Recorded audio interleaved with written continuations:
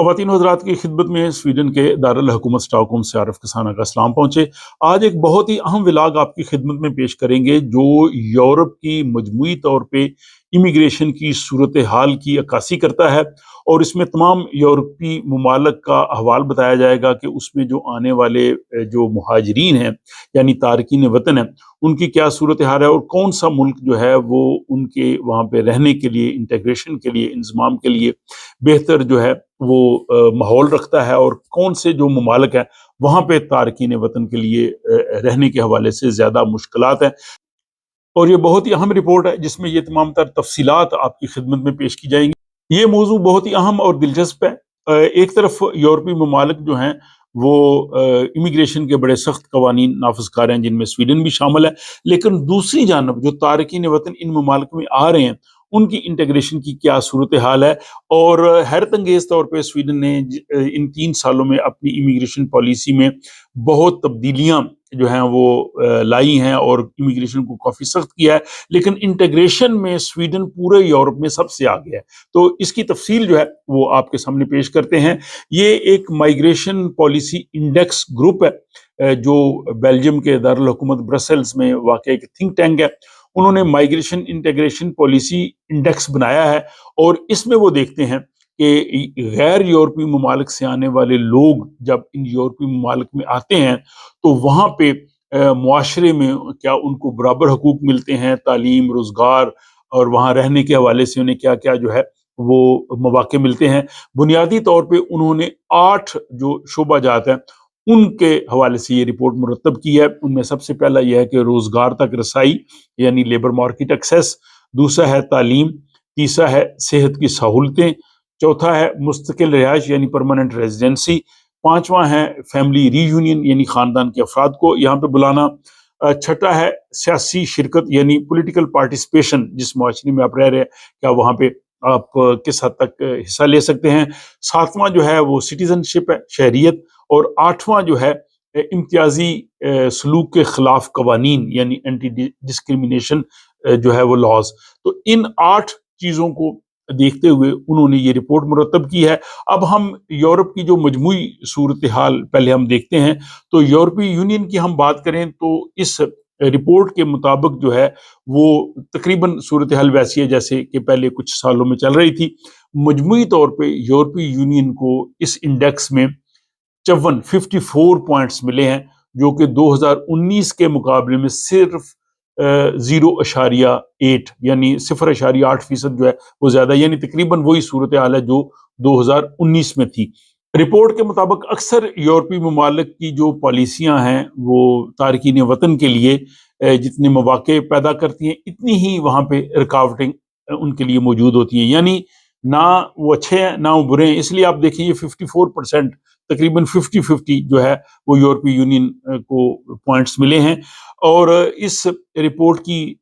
एक शरीक मुसन्नफ़ा उनके मुताबिक यूरोप में अक्सर मुहाजिरीन को बुनियादी हकूक तो हासिल हैं मगर उन्हें बराबरी के मौके नहीं मिलते,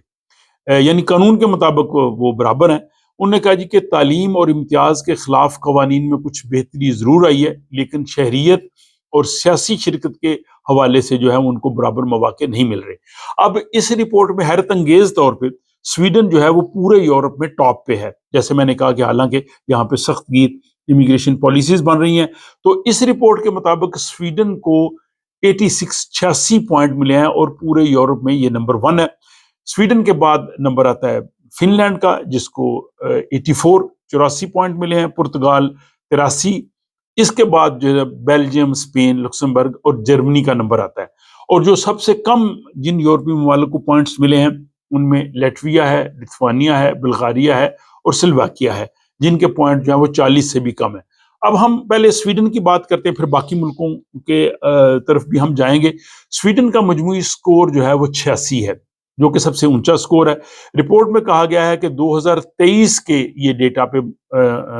मुश्तमिल है, और इसमें स्वीडन ने अगरचे सख्त शहरियत और वर्क परमिट के कवानीन के मंसूबे पेश किए, लेकिन स्वीडन को जो ज़्यादा पॉइंट्स मिले हैं वो इम्तियाजी सलूक के खिलाफ जो कवानीन है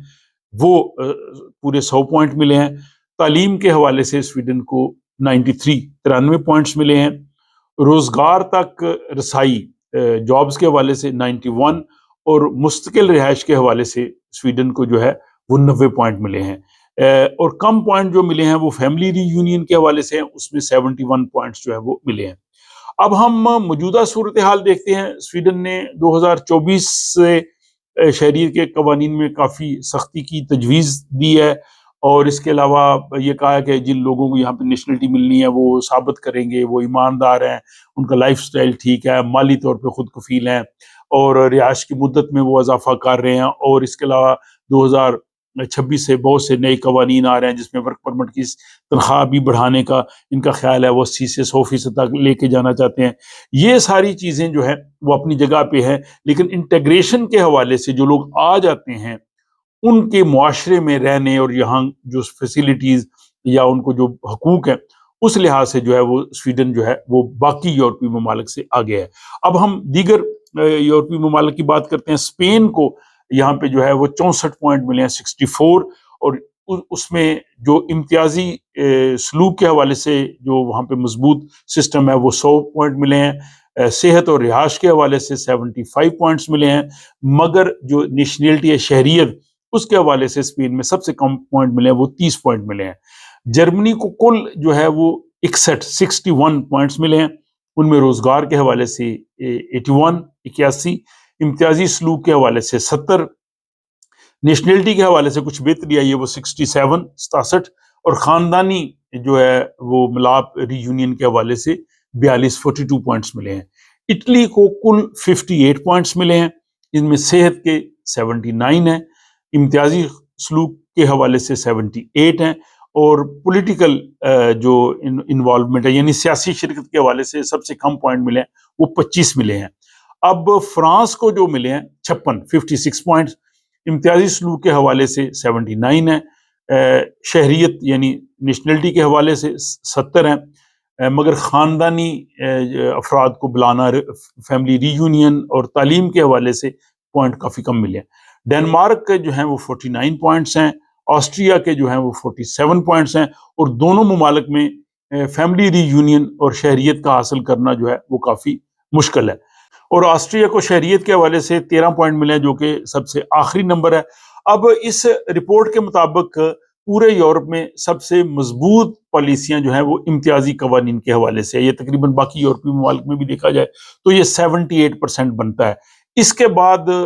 مجموعی طور پہ پورے یورپ میں مستقل رہائش یعنی پرماننٹ ریزیڈنسی کے حوالے سے 61 پوائنٹ ہیں، اور روزگار کے حوالے سے جو ہے وہ 55 پوائنٹ ہیں، اور سب سے جو کمزور پوائنٹس ملے ہیں وہ تعلیم میں ہیں 50، شہریت یعنی نیشنلٹی کے لیے 44، اور سیاسی شرکت یعنی پولیٹیکل پروسیس میں انوالومنٹ وہ 37 پوائنٹ ملے ہیں۔ غیر یورپی باشندے جو صرف 6 ممالک میں مقامی جو کونسلز کے الیکشنز ہیں ان میں ووٹ ڈال سکتے ہیں، جن میں سویڈن ہے، ڈنمارک ہے، فن لینڈ ہے، آئرلینڈ ہے، لگزمبرگ ہے، اور نیدرلینڈز ہے۔ تو باقی ملکوں میں، یورپی ملکوں میں جو غیر یورپی لوگ رہتے ہیں وہ ایون کونسل کے مقامی بلدیات کے انتخابات میں بھی حصہ نہیں لے سکتے۔ تو ناظرین، یہ ایک بہت اہم رپورٹ تھی، اور اس رپورٹ سے ہم پورے یورپ کے تمام ممالک کا ہم سمجھ سکتے ہیں کہ وہاں پہ آنے والے جو مہاجرین ہیں ان کی انٹیگریشن کے حوالے سے، وہاں رہنے کے حوالے سے، اور وہاں پہ ملازمت تعلیم کے حوالے سے کیا صورتحال ہے۔ اور ابھی تک سویڈن جو ہے وہ پورے یورپ میں ٹاپ پہ ہے، لیکن اگلے سال 2026 سے جب سویڈن میں نئی امیگریشن پالیسیز آ جائیں گی، بہت سی تبدیلیاں آ جائیں گی، تو پھر ہم دیکھیں گے کہ صورتحال کیا ہے۔ لیکن سر دست ہم کہہ سکتے ہیں کہ پورے یورپ میں انٹیگریشن کے حوالے سے سویڈن جو ہے وہ چیمپئن ہے، نمبر 1 ہے۔ اب اس رپورٹ کے حوالے سے آپ اپنی رائے کا اظہار کیجیے، اور بہت سے ناظرین جو یورپی ممالک میں اس ولاگ کو دیکھ رہے ہیں وہ اپنا مشاہدہ اور وہاں کے حالات کے حوالے سے بھی تبصرہ کر سکتے ہیں، تاکہ ناظرین جو ہیں وہ مزید معلومات جو ہے وہ آپ لوگوں کے مشاہدے سے بھی جان سکیں۔ اپنا خیال رکھیے گا، اور آپ کی رائے کا انتظار رہے گا۔